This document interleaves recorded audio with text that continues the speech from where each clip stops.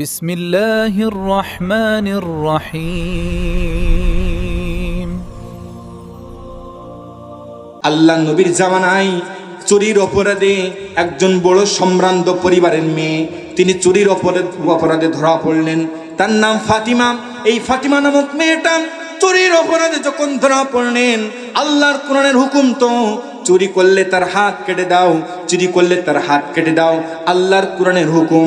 এই ফাতিমা নামক মেয়েটা যখন চুরির অপরাধে ধরা পড়লেন, ধরা পড়ার পরে আল্লাহর নবীর সামনে যখন হাজির করা হলো, সাহাবীরা বলল, ইয়া রাসূলুল্লাহ, ইয়া হাবিবাল্লাহ, যদি আজকে আপনি এই মেয়ের হাতটা কেটে দেন তখন মদিনার ভিতরে একটা সমস্যা হয়ে যাবে, মদিনার ভিতরে একটা ঝামেলা তৈরি হয়ে যাবে। কারণ প্রভাবশালী একটি পরিবারের মেয়ে সে চুরির অপরাধে আজকে ধরা পড়েছে। সাহাবীদের ভিতরে এমন কথোপকথন চলতেছে, কে নবীর কাছে এমন সুপারিশ করবে যেই যেন আজকের এই মেয়ের হাত না কাটা হয়, যেন আজকের হাত না কাটা হয়, কে বলবে, কে বলবেন? এমন করা যখন তারা চিন্তা করতেছে, তখন আল্লাহ নবীর পালিত পুত্র যায়েদ রাদিয়াল্লাহু তাআলার ছেলে হযরত হারিস রাদিয়াল্লাহু তাআলাকে সবাই সিদ্ধান্ত দিল যে তুমি নবীজির কাছে এমন কথা উচ্চারণ করো, নবী যেন আজকে তার হাতকে না কাটে, নবী যেন তার হাতকে না কাটে, যেন তাকে মাফ করে দিয়ে দেন। হযরত হারিস রাদিয়াল্লাহু তাআলা নবীজির কাছে বললেন, ইয়া রাসূলুল্লাহ, ইয়া হাবিবাল্লাহ, ইয়া রাসূলুল্লাহ, ইয়া হাবিবাল্লাহ, আপনি আজকে যে মহিলাটা চুরির অপরাধে আপনার কাছে ধরা পড়েছে, আপনি তার হাতটা কাটবেন না? সে মদিনার একটা সম্ভ্রান্ত বড় পরিবারের মেয়ে, আপনি তার হাতটা কাটবেন না? নবীজি রেগে গেলেন, নবীজি রেগে গেলেন। রক্তার চোখে মুখে যখন একটা রাঙ্গা ছাপ এসে গেল, নবীজি তখন বললেন, আমার সাহাবীরা, তোমরা কি জানো না আল্লাহ পাক বলছেন, ওয়ামা কানা লিমুমিনিন ওয়ালা মুমিনাতিন ইযা কাদাল্লাহু ওয়া রাসূলুহু আমর আইয়াকুনা লাহুমুল খিয়ারাতু মিন আমরিহিম ওয়া মান ইয়াসিল্লাহা ওয়া রাসূলাহু ফাকাদ দাল্লা দালালাম মুবিনা। আল্লাহ রাব্বুল আলামিন বলেন, কোন মুমিন বান্দা বান্দির উপরে আল্লাহর পক্ষ থেকে ইযা কাদাল্লাহু ওয়া রাসূলুহু আমর, আল্লাহ এবং আল্লাহ রাসূলের পক্ষ থেকে যদি কোনো অর্ডার দেওয়া হয়, যদি কোনো নির্দেশ দেওয়া হয়, আইয়াকুনা লাহুমুল খিয়ারাত, ওই আদেশ অমান্য করে যাওয়ার মতন ক্ষমতা তার নাই, ওই আদেশ আবার করে চলে যাওয়ার মতন ক্ষমতা তার নাই। ও আমার সাহাবীরা, তোমরা কি জানো না আল্লাহর এই ঘোষণা? শোনো শোনো সাহাবীরা, আজ এই জায়গায় যদি এই ফাতিমা না হয়ে আমার মেয়ে ফাতিমা হইতো, আমি তার হাত কাটতে দ্বিধা করতাম না। আল্লাহু আকবার! ইসলাম কত সুন্দর! আল্লাহ নবী সহ সাহাবীরা নিজেদেরকে যারা বিচার করেছে, নিজের সন্তান অপরাধ করেছে, ছাড় দেওয়া হয় না। আল্লাহ পাক বলছেন, ঈমানদার যারা আল্লাহর প্রতি ঈমান আনবে, রাসূলের প্রতি ঈমান আনবে, ঈমান আনার পরে সন্দেহ আর করবে না, অবকাশ রাখবে না, তারা কি করবে? পরবর্তীতে ওয়াজাহাদু ফি সাবিলিল্লাহ, আল্লাহর জমিনে তারা দ্বীন কায়েম করার জন্য চেষ্টা সংগ্রাম করবে। যারা বলেন সুবহানাল্লাহ। সম্মানিত ভাইরা আমার, এই ঈমানদাররা যখন এই জমিনের উপরে, আল্লাহ পাক বলছেন, আমি আমার ঈমানদারদেরকে যখন এই জমিনের উপরে তাদের ক্ষমতা দান করব, আল্লাহ পাক বলেন তারা 4 দফা কাজ করবে। জবান খুলে বলেন, কয় দফা?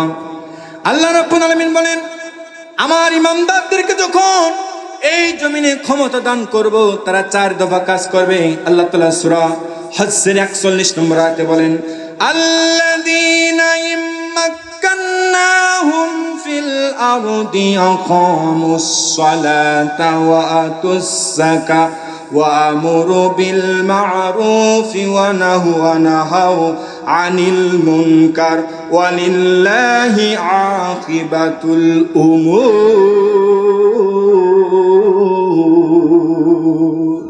আল্লাহ রাব্বুল আলামিন বলেন, আমি যখন আমার ঈমানদার বান্দাদেরকে ক্ষমতা দান করব, তারা 4টি কাজ করবে।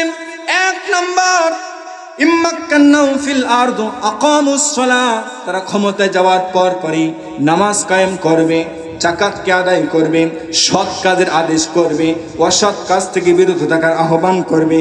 ঈমানদার যারা তারা ক্ষমতায় গেলে এমন কাজ করবে, এই কথা বলছেন কে? কথা বলেন, বলছেন কে? প্রশ্ন করতে পারেন হুজুর, আজকে বাংলার জমিনে একের পর এক প্রতিনিয়ত ওয়াজের পর ওয়াজ হয়, দিনের পর দিন জিকির করি লা ইলাহা। সম্মানিত ভাইরা আমার, বাংলার জমিনে আজ দিনের পর দিন রাতের পর রাত হাজার হাজার মাহফিল ইন্তজাম হয়, মাহফিলের আয়োজন করা হয়। এই জমিনে মাহফিলের আয়োজন করা হয়, প্রত্যেকটা হুজুর তারা বলে নামাজ পড়ুন, নামাজ পড়ুন। জুমার মসজিদে হুজুর বলে নামাজ পড়ুন, নামাজ পড়ুন। কিন্তু দেখা যায় এই মাহফিলে এসে শ্রোতারা বক্তার সঙ্গে পাই টু পাই আওয়াজ দেয়, জবাব দেয়, মাহফিলও শেষ, তার কথাও শেষ। ওই দিনের পর থেকে অনেকে আছে নামাজের ধার তো ধারে না, অনেকে আছে শুধুমাত্র জুমার মুসল্লি। এই এলাকায় নেই মনে হয়, আছে না নাই? অনেকে আছে শুধু জানাজার মুসল্লি, অনেকে আছে শুধু ঈদের মুসল্লি। কিন্তু ইমানদার যারা, মুমিন যারা, ইমান যারা আনবে, এই দুনিয়াতে যদি কোনো ব্যক্তি জোহরের আগে, কোনো বেধর্মীয় মুসলিম যদি জোহরের আগে ইমান আনে, তার প্রথম ইমান আনার কাজ যেটা, জোহরের সালাতকে আদায় করে দেওয়া। আসরের আগে যদি ইমান আনে, তার ইমান আনার পরে মুসলিম হিসেবে প্রথম যে কাজ সেটা হচ্ছে আসরের নামাজকে আদায় করে দেওয়া। যদি সে মাগরিবের আগে ইমান আনে, প্রথম ইমান আনার পরে প্রথম যে কাজ মাগরিবের সালাতকে আদায় করে দেওয়া। এক কথায় নামাজ ইমান আনার পরে প্রথমই আপনার কাজ, ইমানদারের কাজ। আল্লাহ রাব্বুল আলামিন বলেন, আমার ইমানদার বান্দারা ক্ষমতা যাওয়ার পরে চার দফা কাজ করবে। এক নাম্বার তারা নামাজকে কায়েম করবে, দুই নাম্বার যাকাতকে আদায় করবে, তিন নাম্বার সৎ কাজের আদেশ করবে, চার নাম্বার মন্দ কাজে তারা বাধা দেবে, অসৎ কাজে তারা বাধা দেবে। এই চারটা গুণ যাদের, জবান খুলে বলেন তারা কারা? তারা হচ্ছে ইমানদারেরা। আপনি প্রশ্ন করতে পারেন হুজুর, বহু ওয়াজ করা হয়েছে, নামাজ তো মানুষ পড়ে না, কিন্তু ইমানদাররা ক্ষমতা যাওয়ার পরে কিভাবে তারা নামাজ কায়েম করবে? শোনেন বাংলার জনগণ, শুনুন দিয়া মন, আমার গোলডাঙ্গাবাসী, এই দুনিয়াতে যখন ইসলামী সরকার, ইমানদার সরকার ওই সংসদে চলে যাবেন, সংসদে চলে যাওয়ার পরে তখন আর সে তার মন মতন চালাবে না। সংসদে চলে যাওয়ার পরে আল্লাহ রাব্বুল আলামিন যে আয়াত তেলাওয়াত করে বললেন, সূরা হজ্জের 41 নম্বর আয়াত অনুযায়ী সংসদের প্রথম মাইকটা ধরবে যখন, বা আপনার মাইকে হাত দিয়ে বলবে তখন, শোনো বাংলার জনগণ, শোনো দিয়া মন, আগামীকাল ফজর থেকে নামাজে হাজির হবে না যারা, র্যাব আর পুলিশের হাতে গ্রেফতার হবে তারা। এই বক্তব্য যদি সংসদ থেকে পাস করা হয়, আমার যা মনে হয় এত বছর হুজুররা ওয়াজ করে যেটা করতে পারিনি, যারা এক ওয়াক্ত নামাজ পড়িনি, সরকারের পক্ষ থেকে সংসদে এমন বিল যদি পাস করা হয়, যারা কখনো এক ওয়াক্ত নামাজ পড়তো না, তারাই পরের দিন ফজরের নামাজে প্রথম সারিতেই থাকবে। কথা বলুন ঠিক কিনা? সম্মানিত ভাইরা আমার, তাহলে ইমানদাররা এক ঘোষণায় তারা নামাজকে কায়েম করতে পারবেন। এই নামাজ কায়েম করবেন কোন ভাবে? আল্লাহ পাক আকিমুস সালাত, আল্লাহ পাক কোরআনুল কারীমের 82 জায়গায় নামাজের কথা বলেছে, নামাজ কায়েম করার কথা বলেছে, নামাজ পড়ার কথা বলেছে 2 জায়গায়, নামাজ কায়েম করার কথা বলেছে 82 জায়গায়। কেমন ভাবে কায়েম করবেন? আপনি আমি আজকের এই মাহফিল এসেছি, কেউ উলঙ্গ হয়ে আসি নাই, কেউ পোশাক ছাড়া আসিনি। আমরা পোশাক পরে, টুপি পরে, পাঞ্জাবি পরে ইসলামী ধারা এসেছি। যদি কেউ এখানে উলঙ্গ অবস্থায় আসতো, আমরা বলতাম পাগল, বাহির করে দাও, ঠিক কিনা? কোন সুস্থ মস্তিষ্ক লোক কাপড় চাপড় ছাড়া বাইরে যায় না, ঠিক কিনা বলেন? এটা কায়েম আছে বলে আমার আল্লাহ বলেন, আমার বান্দারা আকিমুস সালাহ, এই দুনিয়ার পরে তুমি শুধু নামাজ পড়লে হবে না, তুমি নামাজ পড়বা, তোমার পরিবার নামাজ পড়বে, তোমার দেশের প্রত্যেকটা মুসলিম নামাজ পড়ে যেন আকিমুস সালাহ, এইভাবে তুমি নামাজ কায়েম করো। আল্লাহ বললেন, আমার ইমানদার বান্দা যারা ক্ষমতা যাওয়ার পরে প্রথম কাজ করবে তারা নামাজ কায়েম করবে। নামাজ কায়েম করবে হুকুম দিয়ে, আইন পাস করে 2 নম্বর যাকাতকে আদায় করবে। আজ যদি যাকাতকে সঠিকভাবে আদায় করা হয়তো, এ বাংলার জমিনে আজকে অসহায়ত্ব বরণ করতে কাউকে হতো না। যাকাতকে যদি আজকে ইসলামী সরকার আদায় করত, সুন্দরভাবে যদি আজকে আদায় করত, আজকে গরিব ভাই বোনদেরকে ব্যাংক থেকে লোন নিতে হতো না। আজকে তাদের কৃষি ব্যাংক থেকে অন্যান্য ব্যাংক থেকে আজকে ঋণ নিতে হতো না, সুদ দিতে হতো না। যাকাত আল্লাহ দিয়েছেন, এটা আল্লাহর হুকুম, আর সুদের হুকুম দিয়েছেন শয়তান। ঠিক কিনা বলেন? যাকাত মানে কি? যাকাত মানে ধনীদের পকেট থেকে নাও, গরিবকে দাও। আর সুদ মানে গরিবের পকেট থেকে নাও, ধনীদের দাও। আমার আল্লাহ বলেন, আমার বান্দারা, আল্লাহ পাক কত সুন্দর করে মানুষের জন্য চিন্তা করে। নামাজের কথা কোরআনে বলেছে 82 জায়গায়। কোরআন খুলেন, কোরআন পড়েন, আপনি বুঝতে পারবেন। যেখানে আকিমুস সালাহ ওয়া আতুজ যাকাত, নামাজের পরে আল্লাহ দিয়েছেন যাকাতের কথা। কেন কেন কেন কেন কেন দিলেন? নামাজ যখন আমি পড়তে আসবো, নামাজ পড়তে আসার পরে আমি যদি আমার বাড়িতে কোনো ধরনের, আমার বেবি বাল বাচ্চা যদি না খেয়ে থাকেন, তাদের পরনে যদি কোনো কাপড় না থাকেন, বাড়িতে যদি আমাদের কোনো খাদ্য খাওয়ার না থাকে, নামাজে দাঁড়াবো যখন মনের ভিতরে টেনশন আসবে, বাড়িতে আমার খাবার নাই, বাড়িতে আমার পোশাক পাতি নাই। কথা ঠিক না বেঠিক? আমার আল্লাহ এটা চিন্তা করেছে এবং বান্দার জন্য বলেছে, বান্দা নামাজের সাথে সাথে যাকাত, যাকাত দাও, তুমিও বাঁচো, অপারও বাঁচো। কিন্তু আজ এই যাকাত যদি আদায় করতে হয়, ইসলামী সরকার ছাড়া বিকল্প কোনো পথ না। ঠিক কিনা বলেন? যাকাতকে সঠিকভাবে আদায় করতে পারলে আজকে আমার দেশের ইয়াতিম মিসকিনদেরকে ওই যাকাতের শাড়ি নিতে গিয়ে লাথি খেতে হতো না। দেখেন না, প্রভাবশালী যারা যাকাত দেওয়ার নামে লোক দেখানো যাকাত দেয়, সিরিয়াল অনুযায়ী যাকাত দেয়, কেউ পায় কেউ পায় না, আবার গুলা ধাক্কাও দেয়। ঠিক কিনা বলেন? কিন্তু ইসলাম বলে না, গরিব সে তোমার সম্পদের হক পাবে, তার হকটা তুমি বুঝে দাও।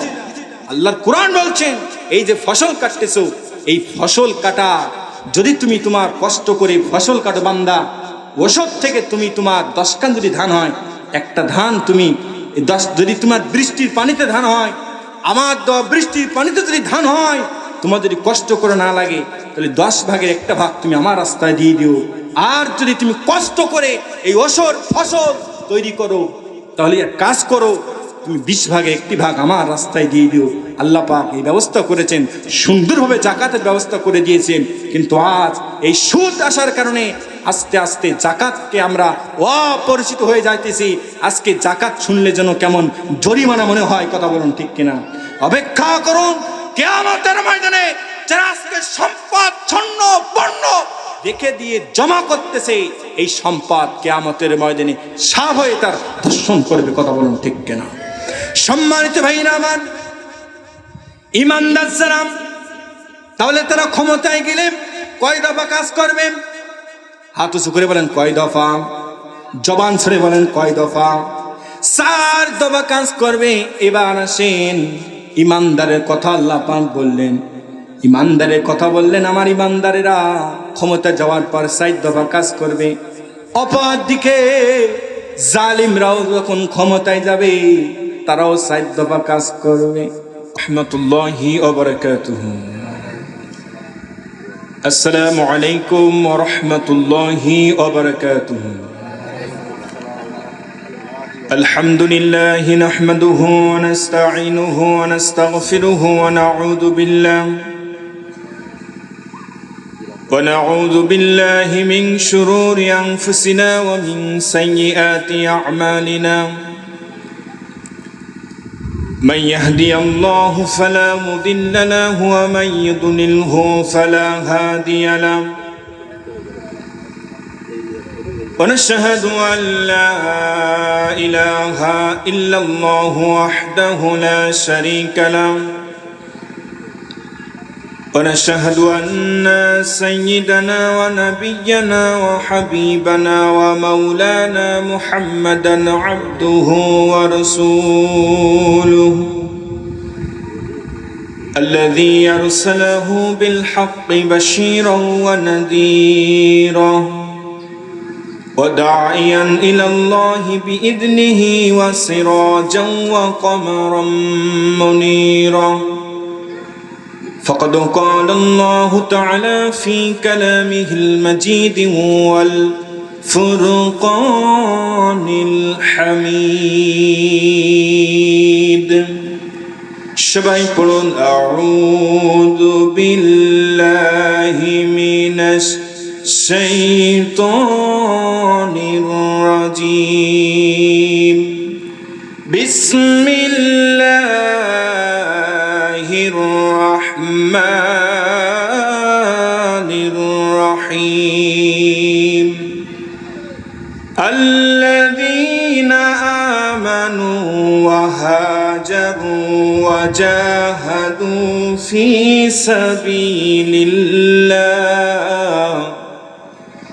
ফি সাবিলিল্লাহি বিআমওয়ালিহিম ওয়া আনফুসিহিম আ'যামু দারাজাতান ইনদাল্লাহ ওয়া উলাইকা হুমুল ফাইজুন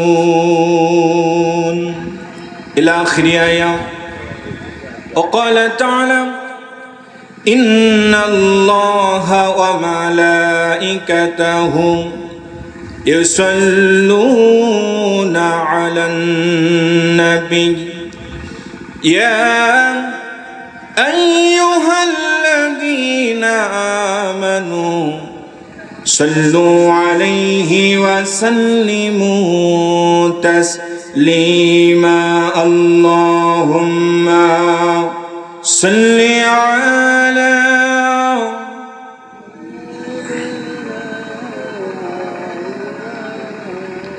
وعلى علي سيدنا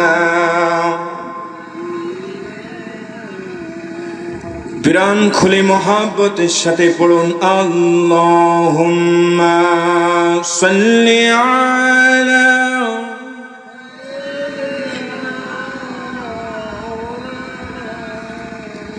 وعلى علي سيدنا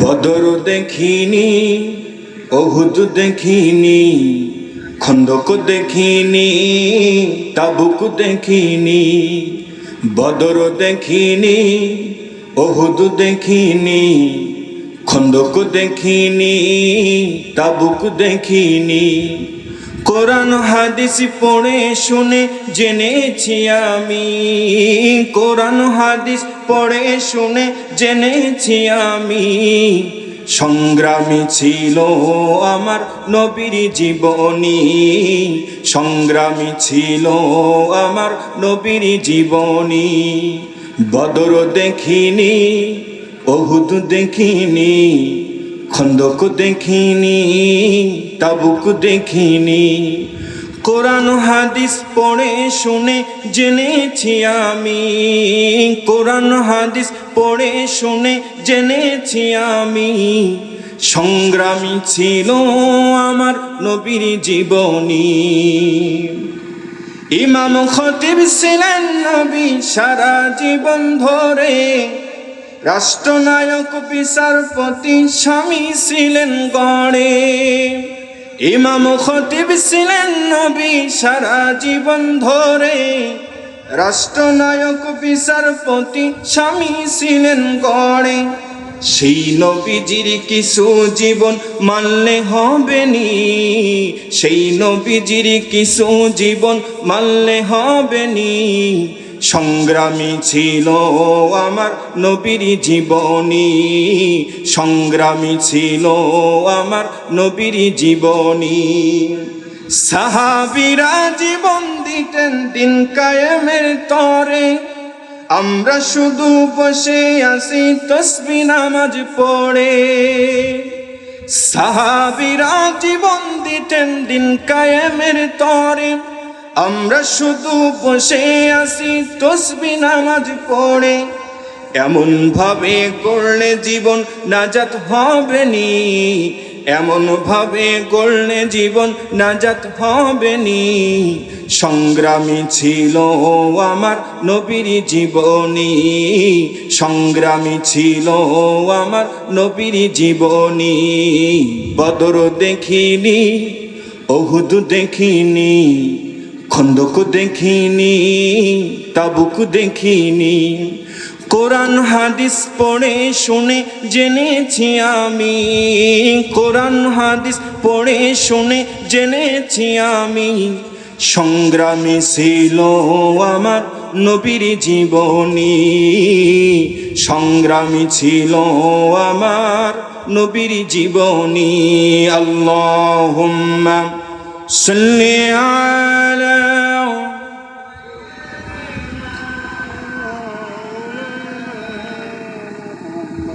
وعلى علي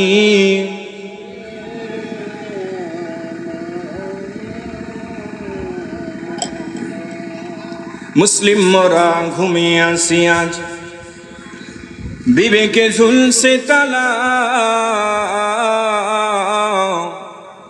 রক্ত মোদের হয়েছে শিথিল, পাপে অন্তর কালা, আসছে পথে আধার নেমে, তাই বলে কি রইবি থেমে, ওরে আসছে পথে আধার নেমে, তাই বলে কি রইবি থেমে, বারে বারে জ্বলবে বাতি, হয়তো বাতি জ্বলবে না,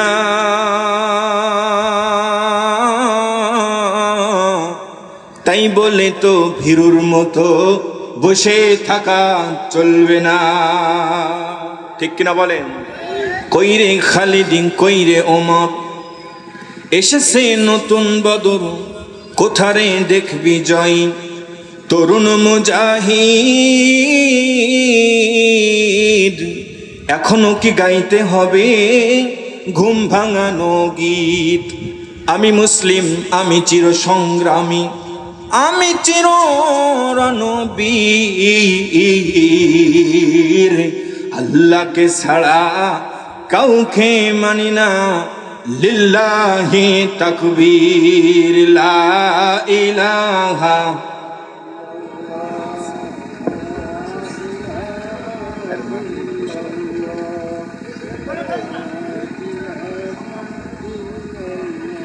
সম্ভব হলে একটু মহাব্বতের সাথে জবান ছেড়ে লা ইলাহা, জোরে লা ইলাহা,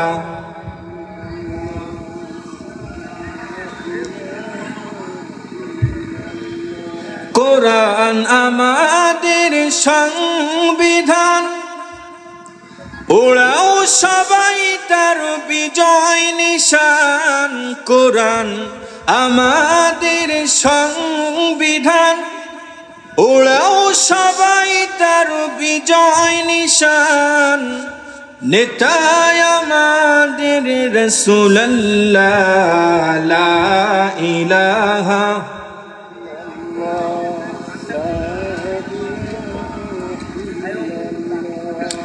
লা ইলাহা ইল্লাল্লাহু মুহাম্মাদুর রাসূলুল্লাহ সাল্লাল্লাহু আলাইহি ওয়াসাল্লাম। আলহামদুলিল্লাহ, বাংলাদেশের ঐতিহ্যবাহী জেলা সাতক্ষীরা জেলার আশাশুনি থানার অন্তর্গত গোয়ালডাঙ্গা দক্ষিণ পূর্বপাড়া বাইতুল মুনির পাঞ্জেগনা মসজিদের উদ্যোগে দ্বিতীয় বার্ষিকী আজকের এই ওয়াজ মাহফিল, আজকের ওয়াজ মাহফিলের সম্মানিত শ্রদ্ধেয় সভাপতি সাহেব জনাব আলহাজ doctor S M. Mahfuzar Rahman, BS SD MF Dhaka. আমি এসে যতটুকু শুনলাম, সম্মানিত সভাপতি সাহেব মনে অসুস্থ নাকি? আমরা দোয়া করি মহান আল্লাহ তাআলা আজকের এই মাহফিলের সম্মানিত সভাপতি সাহেবকে আল্লাহ তাআলা তাকে দ্রুত সুস্থতা দান করুন এবং জীবনের গুনাহগুলো মাফ করে কাল কঠিন ওই বিপদগ্রস্ত কিয়ামতের ময়দানে আরশ আজিমে ছায়াতলে স্থান দান করুন। সাহেব আল্লাহুম্মা আমিন।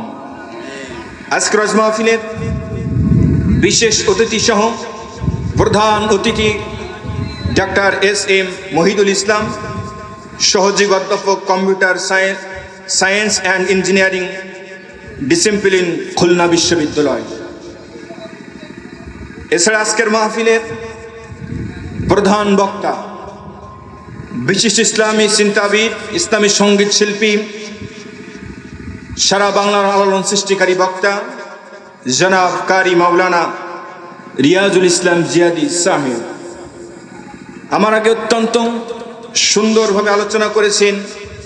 আপনাদের এলাকার কৃতি সন্তান, সারা বাংলার আলোড়ন সৃষ্টিকারী উদীয়মান তরুণ বক্তা জনাব বন্ধুবার হাফেজ নাসির উদ্দিন সাহেব সহ আমন্ত্রিত উলামায়ে কেরাম বৃন্দ, সামনে উপস্থিত দূরদরাজ থেকে আসা ধুলির আসনে বসা আগত স্বাগত সুশিক্ষিত সুচিন্তিত সম্মানিত মুরব্বিয়ানে কেরাম, খালিক তারিক সাইফুল্লাহর উত্তরসূরি নওজোয়ান প্রিয় যুবক ভাইরা, পর্দার আড়ালে অবস্থানরত আমার মা এবং বোনেরা, সকলকে নিয়ে আমি আমার আলোচনা প্রথমে সকলে দোয়া নেওয়ার জন্য আরো একবার জানাচ্ছি সালাম, আসসালামু আলাইকুম ওয়া রাহমাতুল্লাহি ওয়া বারাকাতুহু।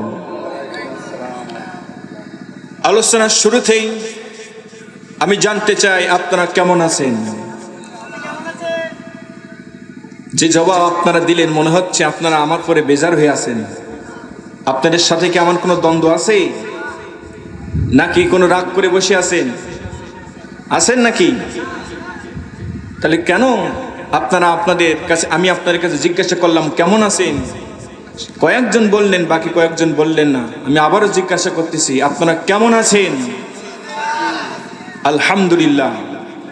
আমাদেরকে যিনি ভালো রেখেছেন সেই মহান মনিব মালিকের দরবারে সর্বপ্রথম শুকরিয়া আদায় করি, যিনি একটি গ্রাম থেকে যাচাই করে বাছাই করে আজকের এই তাফসীরুল কুরআন মাহফিলে, ওয়াজ মাহফিলে উপস্থিত হওয়ার তৌফিক দান করেছেন। এজন্য আপনি আমি সকলে খুশি না বেজার? জবান খুলে বলেন খুশি না বেজার? প্রিয় ভাইরা, কণ্ঠ দিয়েছেন কে? জবান খুলে বলেন কণ্ঠ দিয়েছেন কে?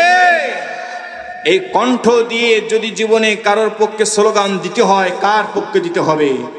চিৎকার মেরে সে মহান মালিকের শুকরিয়া আদায় করে বলি আলহামদুলিল্লাহ।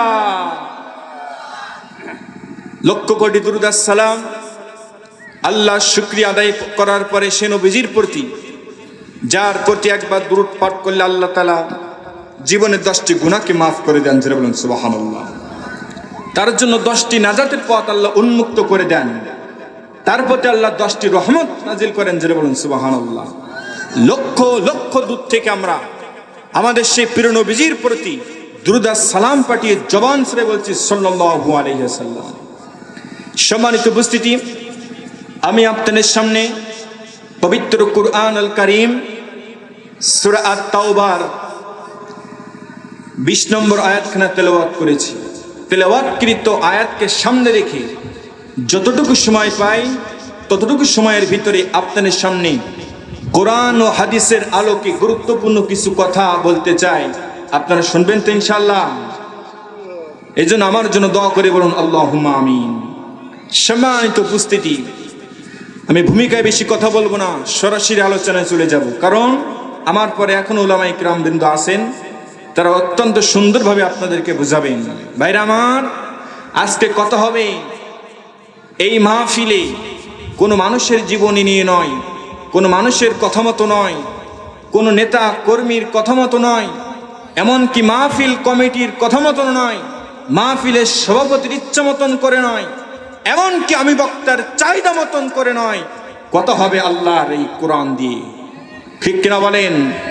কথা হবে আল্লাহর এই কোরআন দিয়ে। এই কোরআন শুনতে ভালো লাগে, পড়তেও ভালো লাগে। ঠিক কিনা বলেন? এই কোরআন যখন ইমাম সাহেব নামাজের ভিতরে তেলাওয়াত করে, রমজানুল মুবারকে যখন হাফেজ সাহেব তারাবি নামাজের সুরলিত কণ্ঠ দিয়ে এই কোরআন তেলাওয়াত করে, মুসল্লিরা বড় খুশি হয়। ঠিক কিনা বলেন? মুসল্লিরা বড় খুশি হয়ে যায়। হুজুরের কণ্ঠ সুন্দর, হুজুর আরো একটু বেশি করে পড়লে হয় না? হুজুর বলে ঠিক আছে, হুজুর আরো একটু বেশি করে। কি বলে? ওয়ামাল্লাম ইয়াহকুম বিমা আনসালাল্লাহু ফাউলাইকা হুমুল কাফিরুন। ওয়ামান লাম ইয়াহকুম বিমা আনসালাল্লাহু ফাউলাইকা হুমুয যালিমুন।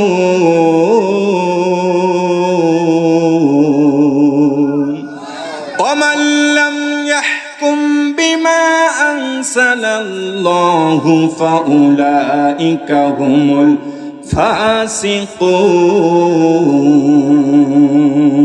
চিৎকার মেরে জোরে বলুন আল্লাহু আকবার। ইমাম সাহেব সুরলিত কণ্ঠ দিয়ে কোরআন তেলাওয়াত করে, মুসল্লি বলো খুশি হয়, পড়তেও সুন্দর লাগে, শুনতেও সুন্দর লাগে। ইমাম সাহেব যদি বলে ভাইরা আমার, আমি যে তেলাওয়াত করলাম কোরআন থেকে আয়াত, আসেন এবার একটু ব্যাখ্যা শুনি। আমরা বাঙালি, আমাদের কোরআন শুনতে ভালো লাগে, পড়তেও ভালো লাগে। ইমাম সাহেব এবার ব্যাখ্যা করতেছে, অমাল্লাম ইয়াহকুম বিমা আনসালাল্লাহু ফাউলাইকা হুমুল কাফিরুন ফাউলাইকা হুমুল যালিমুন ফাউলাইকা হুমুল ফাসিকুন। ইমাম সাহেব বলতে, সম্মানিত ভাইরা, যে কোরআন দিয়ে শুনলেন, কোরআনের তেলাওয়াত শুনলেন, আমি পাঠ করলাম, এই আয়াতের ব্যাখ্যা হচ্ছে যারা কোরআন দিয়ে বিচার করে না তারা হচ্ছে আল্লাহর ভাষায় কাফির। কোরআনের আইন অনুযায়ী যারা বিচার করে না আল্লাহর ভাষায় তারা জালেম।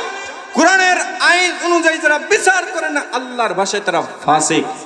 এইবার তখন শুরু হয়ে যায়, হুজুর রাজনীতি করতেছেন, ঠিক কিনা বলেন? তাহলে কোরআন শুনতে ভালো, পড়তে ভালো, কিন্তু এই কোরআন যখন ব্যাখ্যা করা হয় তখন এক শ্রেণীর মানুষ বাধা দেয়। কথা কোন ঠিক কিনা?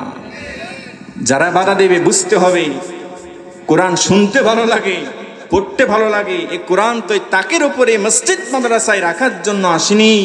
এই কোরআন এসেছে হুদাল্লিন নাস ওয়া বাইয়িনাতিন মিনাল হুদা ওয়াল ফুরকান, সত্য মিথ্যা পার্থক্য করার জন্য এই কোরআন এই জমিন এসেছে। হুদাল্লিন নাস, মানুষের হিদায়াতের জন্য এই কোরআন এসেছে। সুতরাং এই কোরআন পড়লে ভালো লাগে, শুনতে ভালো লাগে। কোরআনের ব্যাখ্যা করলে যদি তোমার গা জ্বলে, বুঝতে হবে তোমার ইমানের সমস্যা আছে। কথা বলুন ঠিক কিনা? এই কোরআন দিয়ে এখন ব্যাখ্যা হবে, এখন তো তেলাওয়াত হবে, ব্যাখ্যা হবে।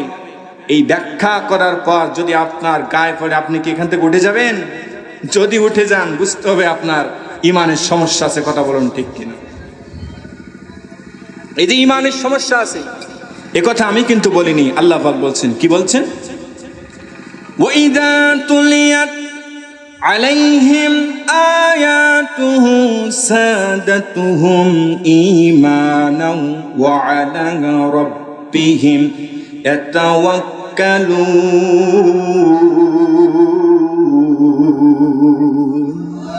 আল্লাহ পাক বলছেন, وَإِذَا تُلِيَتْ عَلَيْهِمْ آيَاتُهُ زَادَتْهُمْ إِيمَانًا।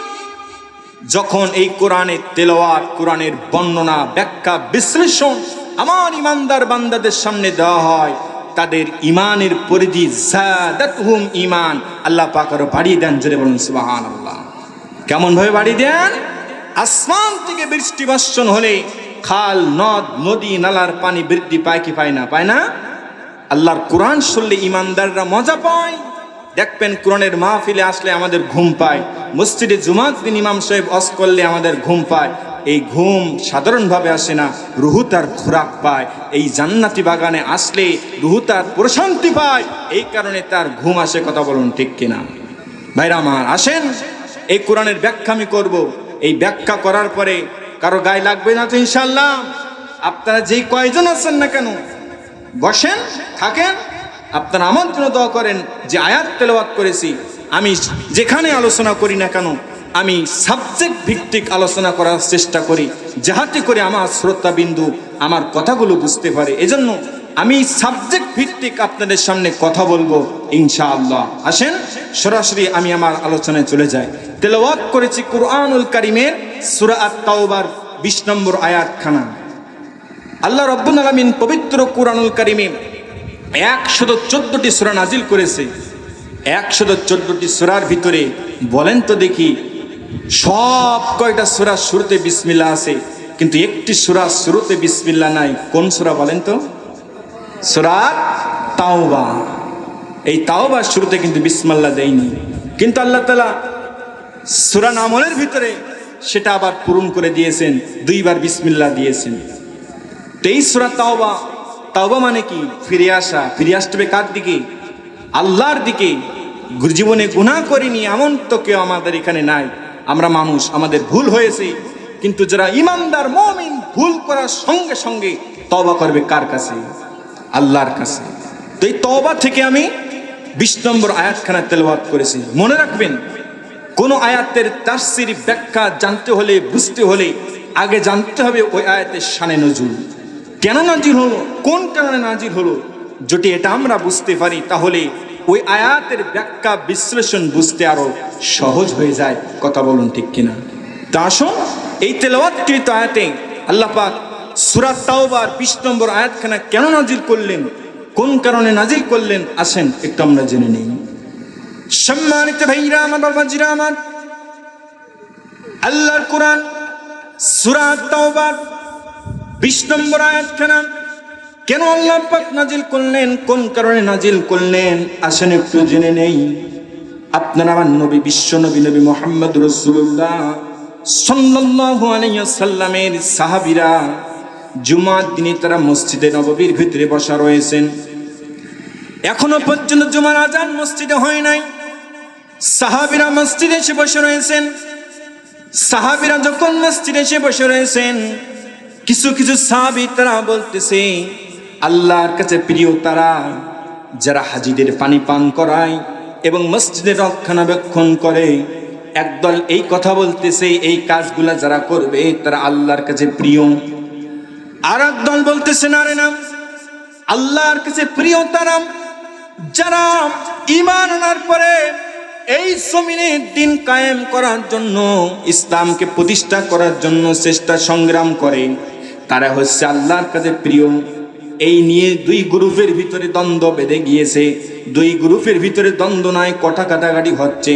তারা বলতেছে আল্লাহর কাছে প্রিয় তারা যারা মসজিদ রক্ষণাবেক্ষণ করে, হাজীদের পানি পান করায়। আর এই গ্রুপ বলছে, না রে না, আল্লাহর কাছে প্রিয় তারা যারা ঈমান আনার পরে আল্লাহর জমিনে দিন কায়েম করার জন্য চেষ্টা সংগ্রাম করে তারা। এখন আমার প্রশ্ন, আল্লাহর কাছে আসলেই পরিচিত প্রিয় কারা, এটা আপনারা জানতে চান কি চান না? চান না? আল্লাহর প্রিয় হলে লাভ কি? আল্লাহর যদি প্রিয় হয় লাভ কি? বাংলার জমিনে সহ গোটা বিশ্বের মাঝে আলেমদের বিশেষ করে একটা সম্মান স্পেশাল আছে না নাই? আছে না নাই? ভাই আগেই বলে নিই, আলোচনা সুন্দর করতে হলে, বক্তার আলোচনা সুন্দর করাতে হলে শ্রোতাকে কথা বলতে হবে। শ্রোতা যদি কথা না বলে, ওই বক্তা যত বড় বক্তা হোক, কখনো আলোচনা ভালো করতে পারবে না। আমি আমার প্রতিটা আলোচনায় বলি, 3টা জিনিস ছাড়া আলোচনা ফুটবে না। এক, প্রথম আল্লাহর রহমত। আল্লাহর রহমত ছাড়া কখনো যেন কিছু সম্ভব নয়। 2, মাইকিং সিস্টেম। মাইকিং সিস্টেম যদি খারাপ হয়, বক্তা যতই সুদ দিক, ও আজ কিন্তু ভালো লাগবে না। আমার আলহামদুলিল্লাহ আজকের মাইকিং সিস্টেম আমাদের কাদাকাটি বাজারের আপনার নয়ন ডেকোরেটর প্রিয় ভাইয়ের সিস্টেম অনেক সুন্দর, আলহামদুলিল্লাহ কথা বলতে খুবই মজা লাগছে। আর 3 নাম্বার, শ্রোতার আওয়াজ। শ্রোতা যদি উৎসাহ দেয়, ওই বক্তা যদি কিছু নাও জানে, দেখবেন বক্তা অনেক সুন্দরভাবে কথা বলতে পারে। এজন্য এই জান্নাতি বাগানে এসে চুপ থাকা যাবে না। একটু আমাকে সাহায্য করতে পারবেন তো ইনশাআল্লাহ? তাহলে আল্লাহর ভালোবাসলে লাভ কি? আল্লাহ রাব্বুল আলামিন যদি দুনিয়ার পরে কাউকে ভালোবাসেন, আল্লাহ সর্বপ্রথম জিব্রাইলকে বলেন, ও জিব্রাইল, আমি আমার অমুক বান্দাকে ভালোবাসি, আমি আমার অমুক বান্দাকে পছন্দ করি। জিব্রাইল তখন গোটা আসমানের ফেরেশতাদেরকে বলে, আল্লাহ পাক অমুক বান্দাকে ভালোবেসেছে, অমুক বান্দাকে পছন্দ করেছে। ঠিক কিনা হুজুর? এমন ঘোষণা যখন আসমানে জিব্রাইল আলাইহিস সালাতু ওয়াস সালাম দিয়ে দেয়, ফেরেশতারাও খুশি হয়ে যায়। আর ওই বান্দাকে দুনিয়ার উপরে মানুষের ভিতর থেকে বান্দার প্রাধান্যতা, বান্দার ইজ্জতকে আল্লাহ পাক দুনিয়ার মানুষের কাছে স্পেশাল করে দেন। জোরে বলুন সুবহানাল্লাহ। তার বাস্তব উদাহরণ এই বাংলাদেশ শুধু নয়, গোটা বাংলাদেশ শুধু নয়, গোটা বিশ্বের নয়নের মণি, কোরআনের পাখি নামে পরিচিত নন্দিত মুফাসসির আল্লামা সাঈদী। আপনি আওয়ামী লীগ করতে পারেন, বিএনপি করতে পারেন, জামাত ইসলাম করতে পারেন, চরমনাই করতে পারেন, যেই যেই দল করেন না কেন, আল্লামা সাঈদীর ওয়াজ শোনে না এমন কোন দলের লোক না, ঠিক কিনা বলে? আল্লামা সাঈদীর যে জনপ্রিয়তা বাংলার জমিনে ছিল, নাস্তিক মুদ্দার বেঈমানেরা এই জনপ্রিয়তাকে বরদাস্ত করতে পারেনি, মানতে পারেনি। এই কারণে তাকে তারা আটকেছিল। কথা বলুন ঠিক কিনা? তারা ক্ষমতায় ছিল, ক্ষমতায় থাকাকালীন জনগণের কাছে যতই না প্রিয় ছিল, আল্লামা সাঈদী বন্দী থাকা অবস্থায় তার চাইতে দ্বিগুণ বেশি জনপ্রিয় ছিল। কথা বলুন ঠিক কিনা? আল্লামা সাঈদী আজ নাই, কিন্তু তার জন্য এখনো পর্যন্ত বাংলার জমিনের মানুষ চোখের পানি ঝরায়, ঠিক কিনা বলেন?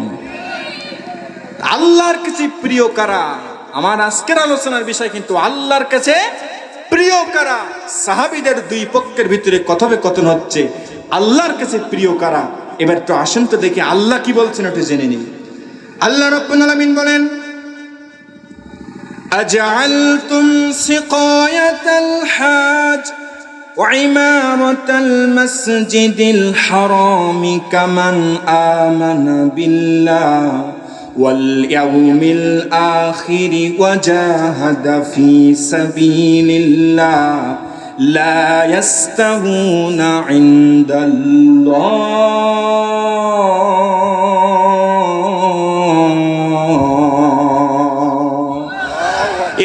একটি আয়াতের কারিমা তেলাওয়াত করব যখন, আমি আমার ডান হাত দিয়ে আপনাদেরকে ইশারা করব তখন, আর ইশারা করব যখন, একটু জবান খুলে আল্লাহু আকবার বলবেন তখন। রাজি আছেন তো? একটু জবান খুলে বলেন আল্লাহু আকবার, আরো একটু জোরে বলেন আল্লাহু আকবার। আল্লাহ রাসূল বলেন, আল্লাহর কোন গোলাম যদি একটিবার আল্লাহু আকবারের আওয়াজ দেয়, বাইনাস সামাওয়াতি ওয়াল আরদ, আসমান এবং জমিনের মধ্যবর্তী যত ফাঁকা জায়গা আছে, এই ফাঁকা জায়গাটুকু আমলে পরিণত করে তার আমলনামায় লিখে দেওয়া হয়। জোরে বলুন আল্লাহু আকবার। সাহাবীদের দুই গ্রুপের ভিতরে কথোপকথন হচ্ছে, আল্লাহর কাছে প্রিয় কারা। আমরা একটু জেনে নেই। পবিত্র কুরআনুল কারীমের সূরা তাওবার 19 নম্বর আয়াতে আল্লাহ পাক এবার নিজেই জানাচ্ছেন প্রিয় কারা, প্রিয় কারা। ও আমার গোয়ালডাঙ্গাবাসী, আল্লাহ কি বলতেছে আপনারা তো জানতে চেয়েছেন আল্লাহর কাছে প্রিয় কারা। আল্লাহ কি বলতেছেন দেখেন, আজআলতুম সিকায়াতাল হাজ, তোমরা কি মনে করো, তোমরা কি মনে করো যারা হাজীদের পানি পান করায়, এবং ওয়া ইমারাতাল মাসজিদিল হারাম, যারা মসজিদের হারামে রক্ষণাবেক্ষণ করে, এই এক গ্রুপ। আর যারা কামান আমানা বিল্লাহ ওয়াল ইয়াউমিল আখির ওয়া জাহাদা ফি সাবিলিল্লাহ, আর যারা আল্লাহর প্রতি ঈমান আনার পরে, আখিরাতের প্রতি ঈমান আনার পরে যারা এই জমিনের দিন কায়েমের জন্য সংগ্রাম করে, এই এক গ্রুপ। এই দুই গ্রুপকে কি তোমরা এক মনে করো? কথা বলছেন কে? আল্লাহ বলছেন আজআলতুম সিকায়াতাল হাজ, তোমরা কি মনে করো আল্লাহর কাছে প্রিয়? তোমরা কি মনে করো যারা হাজীদের পানি পান করায়? কথা বুঝতেছেন? হাজীদের যারা পানি পান করায় এবং মসজিদে হারামে যারা রক্ষণাবেক্ষণ করে, এই এক গ্রুপ। আর যারা আল্লাহর প্রতি ঈমান আনার পরে, আখিরাতের প্রতি ঈমান আনার পরে এই জমিনের দিন কায়েম করার জন্য চেষ্টা সংগ্রাম করে, এই এক গ্রুপ। এই দুই গ্রুপ কি কখনো এক হতে পারে? আল্লাহ বলছেন লা ইয়াস্তাউনা ইনদাল্লাহ, না না না, এই দুই গ্রুপ কখনোর জন্য এক হতে পারে না। এবার সাহাবীরাও তো একই পর্যায়ে পড়ে গিয়েছে। এক পক্ষ বলছে আল্লাহর কাছে প্রিয় তারা যারা ঈমান আনার পরে আল্লাহর জমিনে দিন কায়েম করার জন্য চেষ্টা সংগ্রাম করে, আর এক গ্রুপ বলতেছে না রে না, আল্লাহর প্রিয় তারা যারা হাজীদের পানি পান করে এবং মসজিদে রক্ষণাবেক্ষণ করে। এইভাবে যখন সাহাবীদের ভিতরে যখন তর্ক বিতর্ক চলতেছে, প্রতি মুহূর্তে মসজিদ নববীর ভিতরে প্রবেশ করলেন ইসলামের দ্বিতীয় খলিফা হযরত ওমর রাদিয়াল্লাহু তাআলা আনহু। হযরত ওমর এমন দৃশ্য দেখার পরে তিনি সাহাবীদেরকে বললেন, ওগো আল্লাহর নবী সাহাবীরা, তোমরা তর্ক বিতর্ক করো না, একটু পরে নবীজি মসজিদে আসবেন, খুতবা দিবেন, খুতবার পরে নামাজের পরে আল্লাহর নবীর কাছে তোমরা তোমাদের জিজ্ঞাসাটা করবা, আল্লাহর নবী তোমাদের একটা ফয়সালা জানিয়ে দিয়ে দিবেন। সম্মানিত ভাইরা আমার, বাবাজিরা আমার, সম্মানিত ভাইরা আমার, বাবাজিরা আমার, হযরত উমর যখন এমন কথা বললেন, সাহাবীরা নিশ্চুপ হয়ে গেলেন। আল্লাহর নবী আসলেন, খুতবা দিলেন, নামাজ শেষ করলেন। সাহাবীদের দিকে যখন ফিরে বসলেন, হযরত উমর বলছে, ইয়া রাসূলুল্লাহ, ইয়া হাবিবাল্লাহ, সাহাবীদের ভিতরে একটি বিষয় নিয়ে কথোপকথন হচ্ছে। কেউ কেউ বলতেছে আল্লাহর কাছে প্রিয় তারা যারা নাকি মসজিদে রক্ষণাবেক্ষণ করে এবং হাজীদের পানি পান করায়। আর এক গ্রুপ বলতেছে না, আল্লাহর কাছে প্রিয় তারাই যারা ঈমান আনার পরে এই জমিনে দিন কায়েম করার জন্য চেষ্টা সংগ্রাম করে তারাই। ইয়া রাসূলুল্লাহ, ইয়া হাবিবাল্লাহ, আপনি বলে দেন আল্লাহর কাছে প্রিয় কারা? আল্লাহর নবী তো নিজ ইচ্ছায় কোনো কথা বলতে পারে না।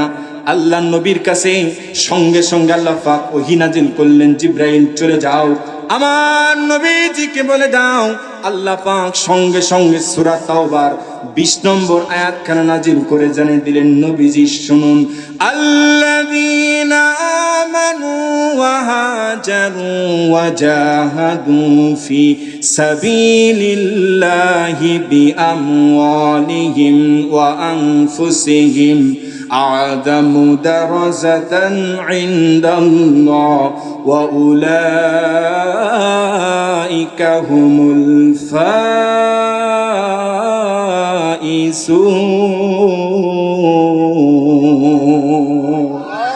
আল্লাহ বললেন, নবীজি আপনার সাহাবীদেরকে আপনি বলে দেন আল্লাহর কাছে প্রিয় হচ্ছে তারা। তারা কারাম? আল্লাযিনা যারা আমানু ঈমান এনেছে, ওয়া হাজারু হিজরত করেছে, ওয়া জাহাদু ফি সাবিলিল্লাহ বিআমওয়ালিহিম ওয়া আনফুসিহিম, আর যারা এই জমিনে আল্লাহর দ্বীন প্রতিষ্ঠা করার জন্য চেষ্টা সংগ্রাম করে, কখনো নিজের জীবন দ্বারা, কখনো নিজের মাল দ্বারা। আ'যামু দারাজাতান ইনদাল্লাহ, ও নবীজি আপনি বলে দেন আল্লাহর কাছে প্রিয় হচ্ছে তারা। আল্লাহু আকবার। তাহলে আল্লাহর কাছে প্রিয় কারা? দুই পক্ষের জবাবকে আপনারা পেয়েছেন। শেষ পক্ষ যারা বলেছে ঈমান আনার পরে আল্লাহর জমিনে দ্বীন প্রতিষ্ঠা করার জন্য জান দিয়ে মাল দিয়ে যারা চেষ্টা করে, তারা হচ্ছে আল্লাহর কাছে প্রিয়। আল্লাহ নিজেই জানিয়ে দিলেন, জোরে বলুন সুবহানাল্লাহ। আমরা প্রিয় হব কার? আল্লাহর প্রিয় হলে লাভ না ক্ষতি? আল্লাহর প্রিয় হওয়া ছাড়া জান্নাতে যাওয়ার কোনো উপায় আছে নাকি? আল্লাহ আল্লাহ রসুলের প্রিয় হতে পারলে জান্নাত আমাদের জন্য হাতছানি দিয়ে ডাকবে, জোরে বলুন সুবহানাল্লাহ। তাহলে আমার আলোচনার বিষয় আল্লাহর কাছে প্রিয় কারা জানতে পারলাম। তাদের গুণ থাকবে কয়টা? 1 নাম্বার ঈমান, 1 নাম্বার ঈমান, 2 নাম্বার হিজরত, 3 নাম্বার জিহাদ।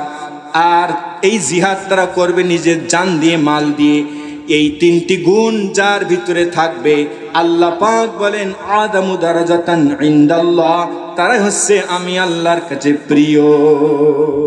এবার আসেন আমার 3টি বিষয়। 1 নাম্বার ঈমান, 1 নাম্বার ঈমান, 2 নাম্বার হিজরত, 3 নাম্বার জিহাদ। ভাইরা আমার, কথা শুনতে ভালো লাগছে তো? ইনশাআল্লাহ চলবে? কথা কি চলবে? 1 নাম্বার কি? 1 নাম্বার কি? ঈমান। ঈমান। মুসলমান হতে গেলে আগে কি লাগে? ঈমান। ঈমান না হলে, ঈমান না আনলে কত হিন্দু, কত মুশরিকরা কোরআন পড়তে জানে না, দাড়ি রাখে, টুপি পরে। ঈমান না আনা পর্যন্ত তার কোনো দাম আছে নাকি? ঈমান না থাকলে সে কখনোর জন্য জান্নাতে যেতে পারবে নাকি? না। ঈমান না হলে সে তখন বেঈমান হয়ে যাবে, ঠিক কিনা? তো ঈমান, ঈমানদার কারা? আল্লাহ পাক বলছেন ঈমানদার। আগে যারা ঈমান আনবে, ঈমানদার কারা জানার দরকার আছে না নাই? সম্মানিত ভাইরা আমার, বাবাজিরা আমার, ঈমানদার কারা? আমরা মনে করি এই দুনিয়াতে আমরা যারা মুসলিম ধর্মে জন্মগ্রহণ করেছি আমরা ঈমানদার হয়েছি। মুসলিম ধর্মের জন্মগ্রহণ করলে ঈমানদার হওয়া যায় না, ইসলাম ধর্মের জন্মগ্রহণ করলে ঈমানদার হওয়া যায় না, মুসলিম বাবার ঔরসে জন্মগ্রহণ করলে ঈমানদার হওয়া যায় না, নামের আগে আলহাজ টাইটেল লকব থাকলে ঈমানদার হওয়া যায় না। এমনকি আপনি আমি যদি হজ করি ঈমানদার হওয়া যায় না। এমনকি আপনি আমি যে কালিমাটা পড়েছি এই কালিমা শুধু পড়লে ঈমানদার হওয়া যায় না। কালিমা পড়লে শুধু জান্নাতে যাওয়া যাবে না, কালিমা জানলে শুধু জান্নাত পাওয়া যাবে না। তিরমিজির বর্ণনা একটুখানি লক্ষ্য করুন। আল্লাহর নবীর এক সাহাবী, আল্লাহর নবীর অন্যতম সাহাবী হযরত আবু হুরায়রা রাদিয়াল্লাহু তাআলা আনহু একদিন এমন ভাবে সাহাবীদেরকে নিয়ে, এমন ভাবে মুসলিমদেরকে নিয়ে বয়ান করতেছেন, আর হযরত আবু হুরায়রা রাদিয়াল্লাহু তাআলা আনহু বলেই ফেললেন, যে ব্যক্তি লা ইলাহা ইল্লাল্লাহ মনে প্রাণে গ্রহণ করে নিল সে জান্নাতে চলে যাবে। এমন কথা যখন বললেন, ওই মজলিসের ভিতরে ছিলেন হযরত ওমর রাদিয়াল্লাহু তাআলা আনহু। হযরত ওমর এমন কথা শোনার পরে ওই মঞ্চ থেকে হযরত আবু হুরায়রাকে বললেন, হে আবু হুরায়রা, খাড়াও, দাঁড়াও দাঁড়াও, তুমি যে এমন কথা বললেন বর্ণনার ভিতরে পাওয়া যায়। হযরত উমর আসলেন, হযরত আবু হুরায়রার কলওয়ার ধরলেন, তার জামার আস্তানা ধরলেন, ধরে বললেন, এমন যে কথা তুমি বললে যে লা ইলাহা ইল্লাল্লাহ পড়লে সে জান্নাতে চলে যাবে, এই কথা তোমাকে কে বলেছে? হযরত আবু হুরায়রা বলছে, ভাই উমর, এমন কথা তো নবীজি বলেছে। তখন বললেন, চলো চলো আল্লাহ নবীর কাছে চলে যায়। নবীজির কাছে যখন আসলেন, হযরত উমর বললেন, ইয়া রাসূলুল্লাহ, ইয়া হাবিবাল্লাহ, আপনি নাকি বলেছেন যে ব্যক্তি কালিমা পড়বে, লা ইলাহা ইল্লাল্লাহ পড়বে, সে জান্নাতে চলে যাবে। আল্লাহ নবী বললেন, উমর, আমি বলেছি লা ইলাহা ইল্লাল্লাহ ফাদাখালাল জান্নাহ, যে ব্যক্তি কালিমা পড়বে সে জান্নাতে চলে যাবে। হযরত উমর বললেন, ইয়া রাসূলুল্লাহ, ইয়া হাবিবাল্লাহ, কালিমা পড়লে যদি জান্নাতে চলে যায় তাহলে তো লা ইলাহা ইল্লাল্লাহ দাখালাল জান্নাহ দিলে হয়ে যায়। দাখালা ইয়াদখুলু মানে প্রবেশ করা, কিন্তু আপনি ফাদাখালা কেন বললেন? ফা কেন বাড়তি বললেন? ফা যেখানে থাকে সেখানে একটা জিজ্ঞাসা থাকে, চিহ্ন থাকে। ইয়া রাসূলুল্লাহ, ইয়া হাবিবাল্লাহ, আপনি কেন ফাদাখালাল জান্নাহ বললেন? ফা দেওয়ার কারণ কি? নবীজি তখন বললেন, উমর, শোনো শোনো শোনো, যে ব্যক্তি লা ইলাহা ইল্লাল্লাহ পড়বে, লা ইলাহা ইল্লাল্লাহ পড়ার সঙ্গে সঙ্গে আইয়ুহাজিরহু মাহাররামাল্লাহ, আইয়ুহাজিরহু মাহাররামাল্লাহ, আল্লাহর আদেশ এবং নিষেধ 100 যে মানবে সেই হলো জান্নাতি, সেই হলো ঈমানদার। তাহলে কালিমা পড়লে শুধু জান্নাতে যাওয়া যাবে না, যাবে নাকি? অনেক হিন্দুরা কিন্তু কালিমা পড়ে, পড়ে না? জানে না? আপনারা কিন্তু আওয়াজ দিচ্ছেন না। কালিমা জানে না তারা? অনেক সময় বিপদে পড়ে গেলে তারা এই কালিমায় উচ্চারণ করে। জিজ্ঞাসা যদি করেন, দাদা আপনি তো মুসলিম না, আপনি তো হিন্দু, বৌদ্ধ, খ্রিস্টান, কালিমা পড়েন কে? তখন বলে, দাদা ভাই, ওই সমস্ত কালিমালি দিয়ে কাজ হবে না, এখন লা ইলাহা ইল্লাল্লাহ ছাড়া কোনো লাভ হবে না। ঠিক কিনা বলেন? এর কিন্তু অসংখ্য নজির আছে। তাহলে বোঝা গেল কালিমা পড়লে শুধু ইমানদার হওয়া যায় না। সম্মানিত ভাইরা আমার, ইমানদার কারাম, ইমানদার কারাম, ইমান যখন আনব পরিচিত ইমানদার হবে কারাম। আল্লাহ রাব্বুল আলামিন বলেন, ইমান আনার আগে তোমাকে একটি কাজ করতে হবে। কি কাজ? আল্লাহ তাআলা বলেন, ফামাইয়াকফুরু বিত-তাগুতি ওয়া ইউমিন বিল্লাহ,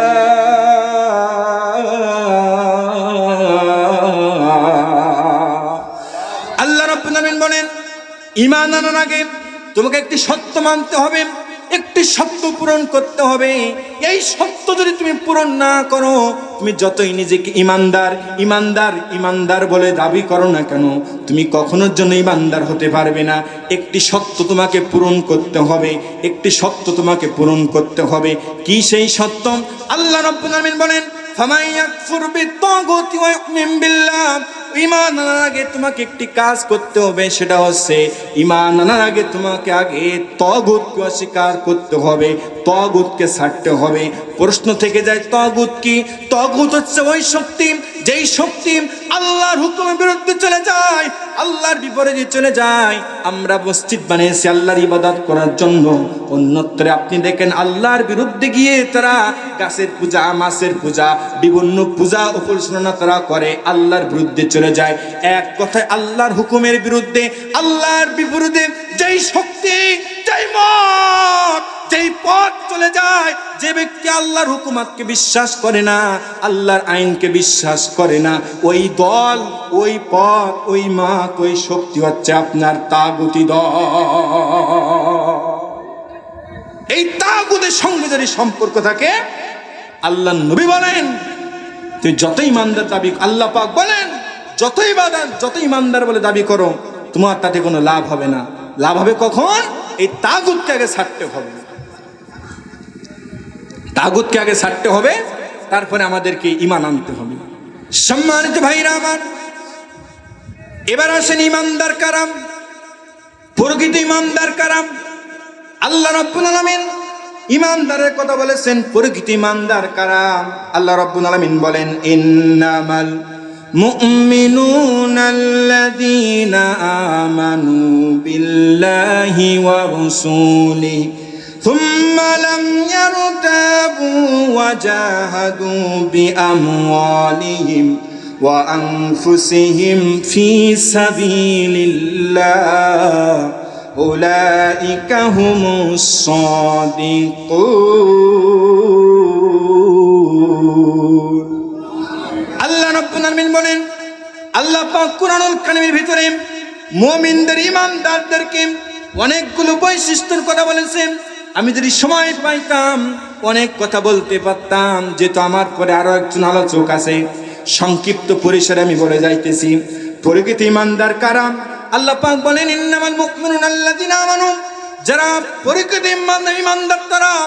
ইন্নামাল মুমিনুনা আল্লাযীনা আমানু, আল্লাযীনা আমানু, যারা ঈমান এনেছে বিল্লাহি, আল্লাহর উপরে, ওয়া রাসূলিহি, রাসূলের উপরে।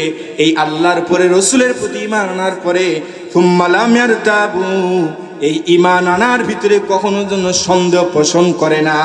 আর তারা ওয়াজাহাদু বিআমওয়ালিহিম ওয়া আনফুসিহিম ফি সাবিলিল্লাহ, তাদের নিজেদের জান দিয়ে, মাল দিয়ে যারা এই জমিনের দিন কায়েমের জন্য চেষ্টা সংগ্রাম করে, আল্লাহ পাক বলছেন তারাই হচ্ছে প্রকৃত ঈমানদার। তাহলে এই আয়াতে সূরা হুজরাতের 15 নম্বর আয়াতে আল্লাহ পাক জানাচ্ছেন, ঈমানদার যারা তাদের 1 নম্বর বৈশিষ্ট্য থাকবে আল্লাহর প্রতি ঈমান আনবে। জোরে বলুন, কার প্রতি? 2 নম্বর রাসূলের প্রতি, 3 নম্বর এই ঈমান আনার ভিতরে কোনো সন্দেহ রাখবে না, অবকাশ রাখবে না যে আল্লাহ হুকুম দিয়েছেন এটা না, এটা আমার গার উপর দিয়ে যায়, এটা মানলে আমার দল থাকবে না, এটা মানলে আমার চাকরি থাকবে না, এটা মানলে আমার পদ থাকবে না। আছে না নাই? ওই আল্লাহর অর্ডারকে অমান্য করে আজ ওই পদবি ঠিক রাখার জন্য বহু নিতাগোতাজ এই পদ গ্রহণ করেছে যে আল্লাহ আগে, আল্লাহ বাদে আগে আমি আমার পদ চাই। আল্লাহ বলতেছে কবরে আয়, পথ তোর ঢুকাবো উল্টো পথ দিয়ে। কথা বলুন ঠিক কিনা? তাহলে আল্লাহ বলছেন প্রকৃত ঈমানদার তারা যারা আল্লাহর প্রতি ঈমান আনে, রাসূলের প্রতি ঈমান আনে। এই ঈমান আনার ভিতরে কোনো সন্দেহ করে না যে আল্লাহ রাসূল ঘোষণা দিয়েছেন এটা, এই ঘোষণা আমাকে মানতে হবে, এর ভিতরে তারা সন্দেহ পোষণ করে না। সাহাবীরা তারা নিজেদের জীবনে এমনভাবে জীবনযাপন করেছে, জীবন চালিয়েছে যে তারা কখনো জন্য আল্লাহর হুকুমের বিপরীতে তারা যায়নি। জোরে বলুন সুবহানাল্লাহ। ভাইরা আমার, আল্লাহর নবী জনাবে মুহাম্মদ রাসূলুল্লাহ সাল্লাল্লাহু আলাইহি ওয়াসাল্লাম যখন মদিনায় ছিলেন, আল্লাহর নবী তো কোরআন দিয়ে রাষ্ট্র চালাতেন, কোরআন দিয়ে জীবন যাপন করতেন, কোরআন দিয়ে তার সমাজ গড়তেন।